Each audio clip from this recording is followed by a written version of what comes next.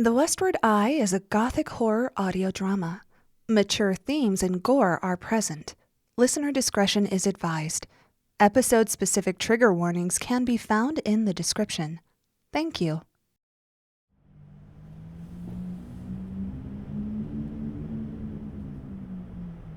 Somewhere that may have existed long ago, or perhaps is still to come, lies a place isolated from the rest of civilization, known as the West, where lost communities perform ancient traditions, old gods pry themselves from the earth, and monstrous creatures lurk in the darkness.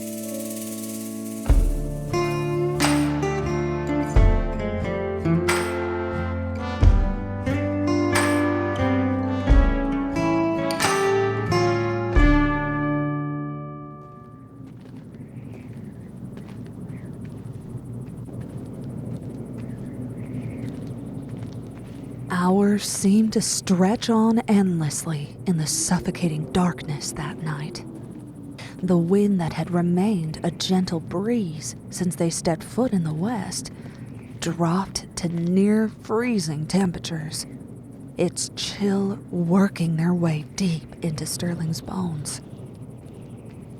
They'd hoped that the exertion of fleeing the schoolhouse would have kept them warm, but the wind whipped through their thick jacket as if it were made of tissue paper.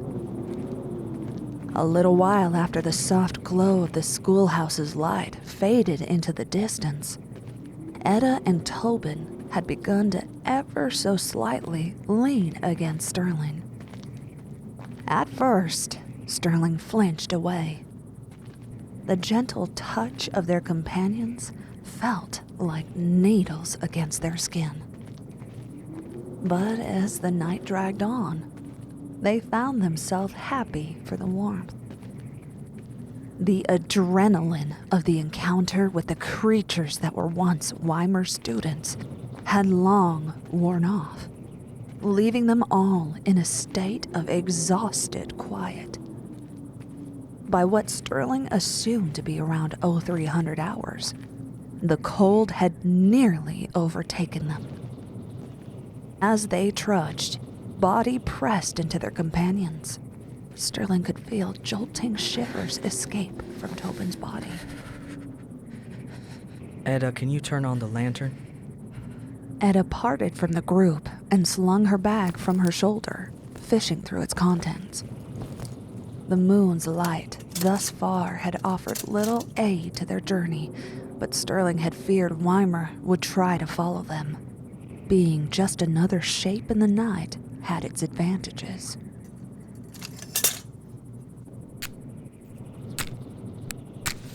Sterling shielded their eyes from the lantern's ignition. Etta and Tobin, however, were left with blooming splotches in their vision. Oh, goodness. Are we setting up camp? Not yet. Sterling pulled their Ma's journal from their coat pocket and began flipping through the pages. Eventually, they landed on one of the entries from just before she and Sterling entered the mines.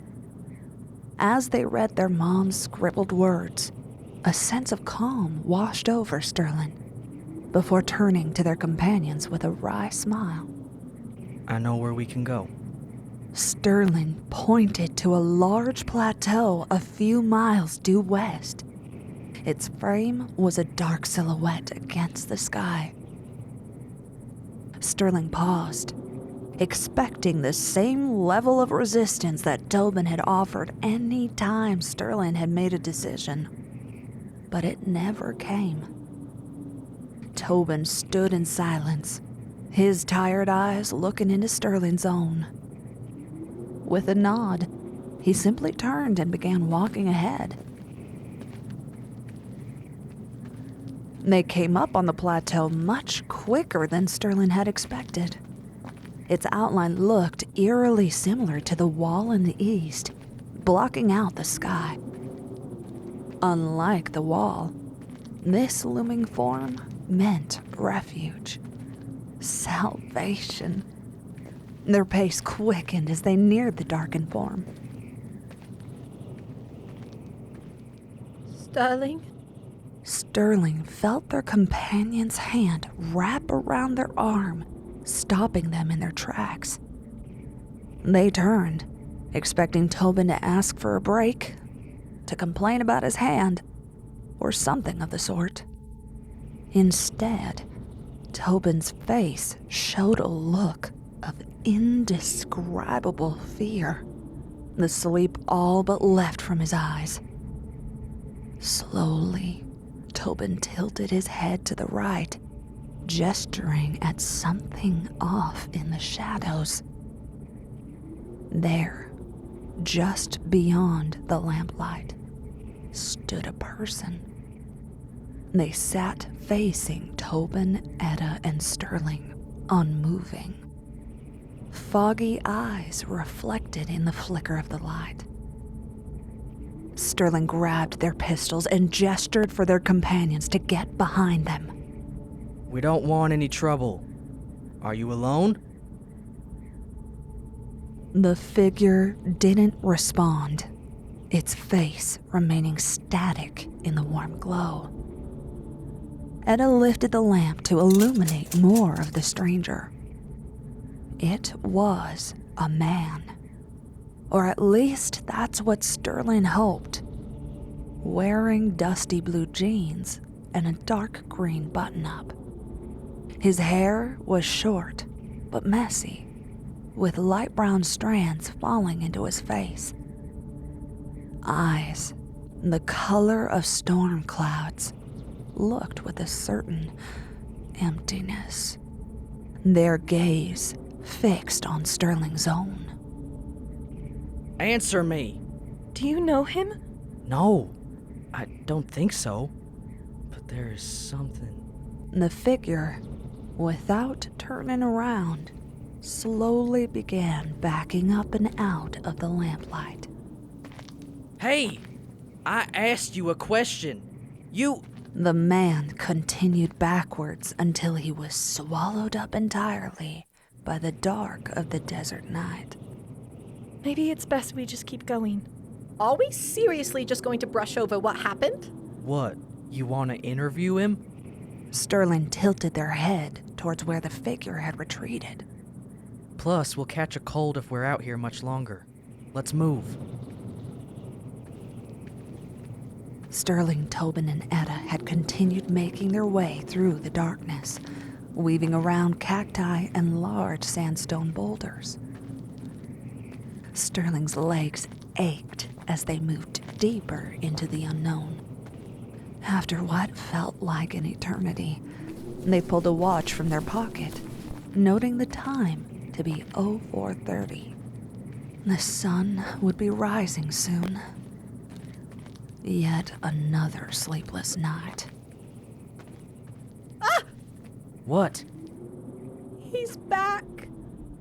The shift in light of the lantern's fire barely caught a glimpse of the returned stranger. Sterling squinted their eyes to make out his shape. That was when they noticed something different about the man. It wasn't until he stepped forward fully into the light that they could see it clearly now. His once tucked-in shirt blew loose in the wind, covered with deep red stains and tears. Gaping holes littered the man's pants as well, that exposed gnarled flesh beneath, and his face. A long, twisted cut extended from his forehead across his nose and curled right along the corner of his mouth. In such a horrific state, Sterling braced for the man to beg or scream for help, but he simply stood there with the same empty look in his eyes. But this time, the stranger smiled. Instantly, Sterling's pistol was raised in the air and they shot a bullet to the sky in warning. The man didn't move, didn't flinch, just stared at Sterling as the blood from the gash across his face flowed steadily down to his chin. If you know what's best for you, you'll leave us alone. Sterling aimed their pistol toward the man in an attempt to really scare him off, and shot a bullet that whizzed only a foot away from the man's skull. The figure didn't even seem to blink at the misfire and remained, eyes locked on Sterling. His cold gaze seemed to pierce inside their very soul.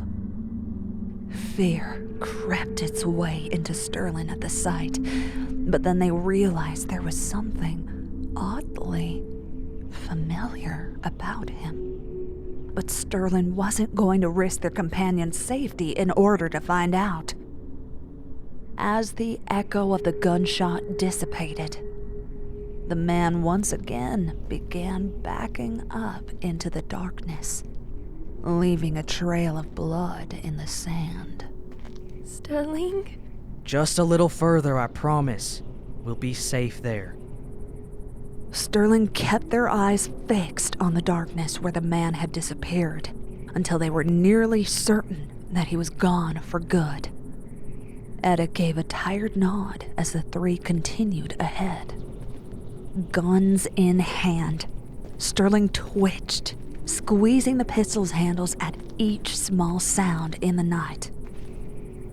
Every 100 or so yards, Sterling signaled for Etta and Tobin to stop as they scanned the now well-read page of their ma's journal for a few moments before continuing on.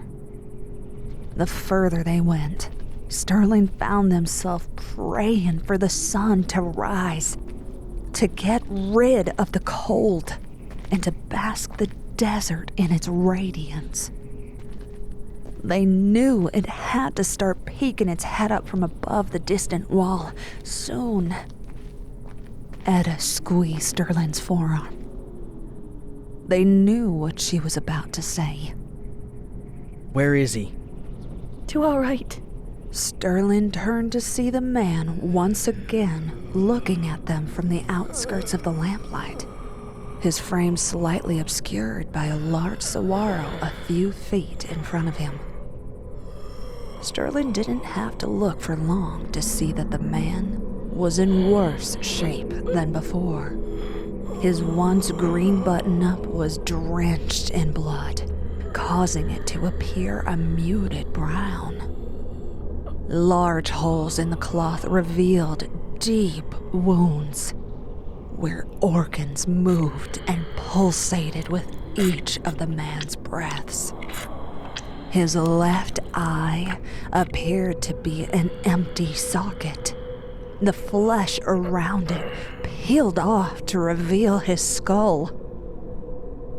Similarly, his visible leg was little more than a gnarled mess of muscle and ooze beneath his ripped pants.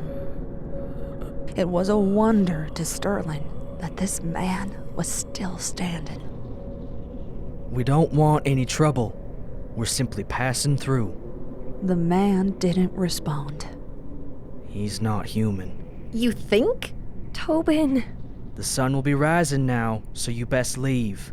We know what the daylight does to things like you. The man's face twisted up in a smile, exposing bloody and broken teeth. If not for the gore that covered his face, the man's grin would have seemed genuine, welcoming. Sterling, shoot him. I don't think we need to. Sterling looked at the man. They'd never been one to trust a stranger. Back in the East, all a person would have to do was look at them the wrong way once, and Sterling would never speak to them again. Even Weimer, who by all accounts had been a man of genuine intentions, had unnerved them.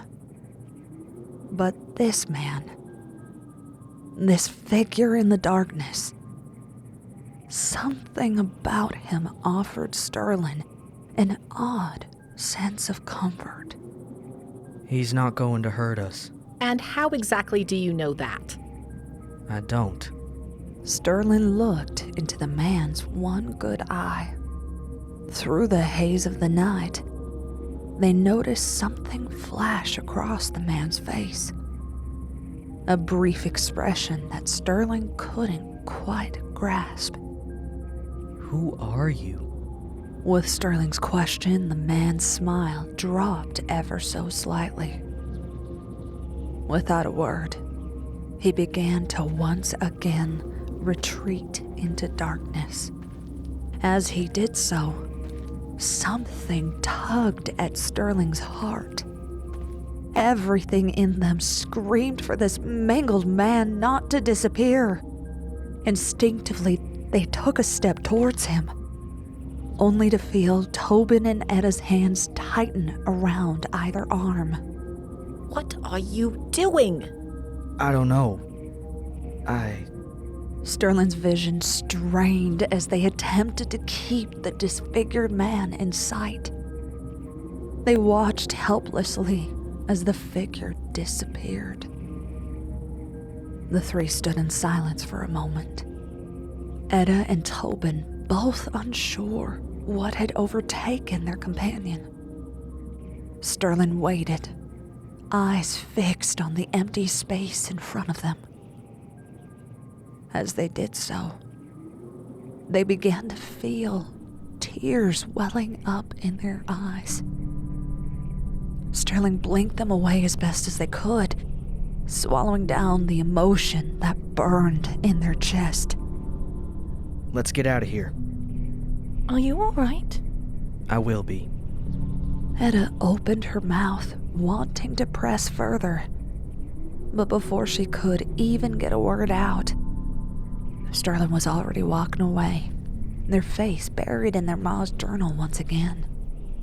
Etta exchanged a worried look with Tobin before catching up to their guide's fast stride.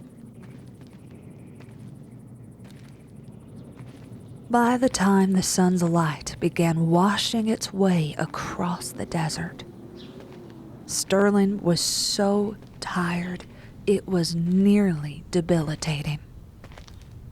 It was different from the day-to-day fatigue of their fast-paced life in the East, but it wore on them all the same. By the time they saw a lone cottage at the base of the plateau, Sterling worried that it was merely an illusion caused by lack of sleep. It wasn't until Etta spoke up, Sterling allowed themselves to feel relief. Is that a house? Yes, it is. Sterling's pace quickened as they neared their sanctuary. Its unremarkable exterior, framed in unfinished wood, sparked a second wind within them. They reached the front porch of the small cottage just as the sun fully rose above the eastern wall. Sterling opened the front door as if it were their own home and walked in, their companions following close behind. The house was exactly as it had been when Sterling and their ma had left nearly 18 years prior. Just beyond the front doorway was a small living room with a worn sofa, coffee table, and a tall bookshelf. The floors, made from dark wood, were scattered with mismatched woven rugs. To their left, a staircase hugged the wall, and a small archway led into a modest kitchen. Seeing the space so untouched, so identical to how it had been when Sterling was a child, welled up mixed feelings of nostalgia. They were quick to explore the space and started first by heading upstairs. It hasn't changed a bit. Are you sure that it's safe to be here? Yes. Ma and I were here for a little over a month before we found a crossing to the east. It was abandoned long before we found it, and it looks like no one has been here since. Sterling reached the top of the stairs and into a short hallway with 2 rooms across from one another and a painting hung at the end. Sterling instinctively reached for the door on the right, which led into a rather barren bedroom. The only furniture that occupied the space was a queen bed with 2 wooden nightstands on either side and an empty chest in front of it. Besides that, the only thing that drew attention was a large window that took up nearly half the wall. Sterling looked out on the open desert landscape. The eastern wall looked so far now, its details harder to shape out against the rising sun. Sterling's hand reached down and absently caressed the bed's thick comforter. It's just how we left it. Sterling looked back at their companions.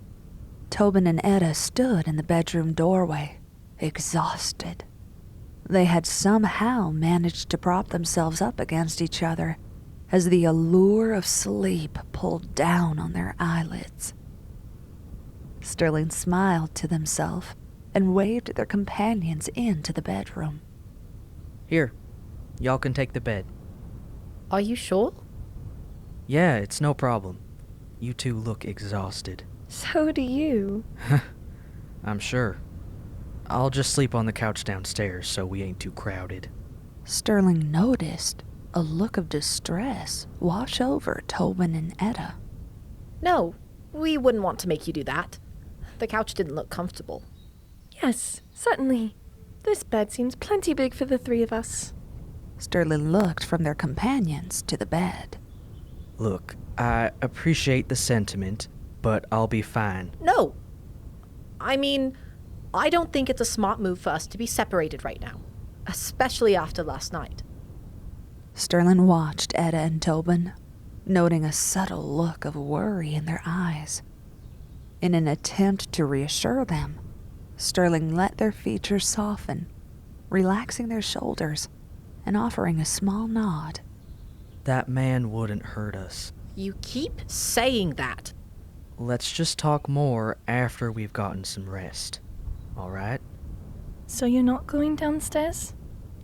I'm not winning this argument, am I? It's not an argument. And no, you're not. Okay.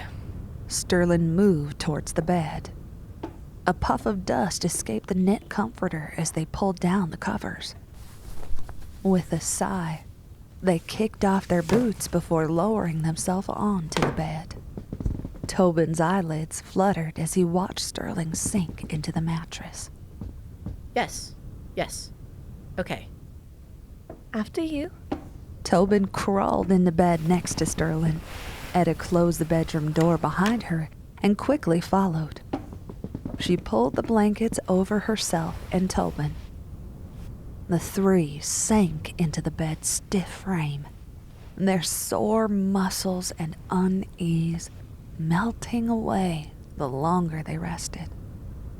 Sterling snuck one last glance at their companions, who curled up peacefully beside them, the anxiety in their chest finally easing. Just for a moment. Then, sleep clouded their senses, and they drifted off to a welcoming darkness.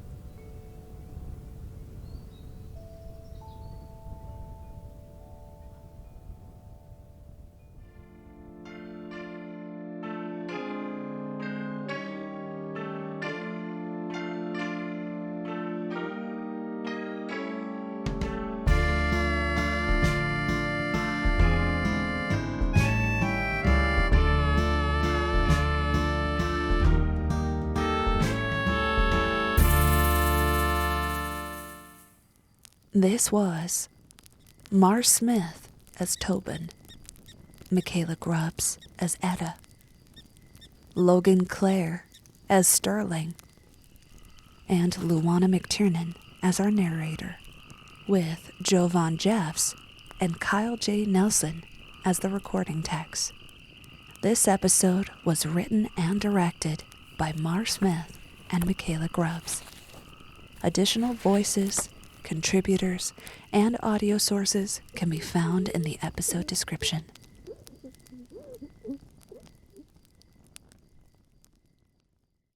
This has been The Westward Eye. If you're a fan of what we're making here, please leave a review, share an episode with a loved one, and engage with our social media. You can find us on Instagram and TikTok at The Westward Eye. Thank you for listening.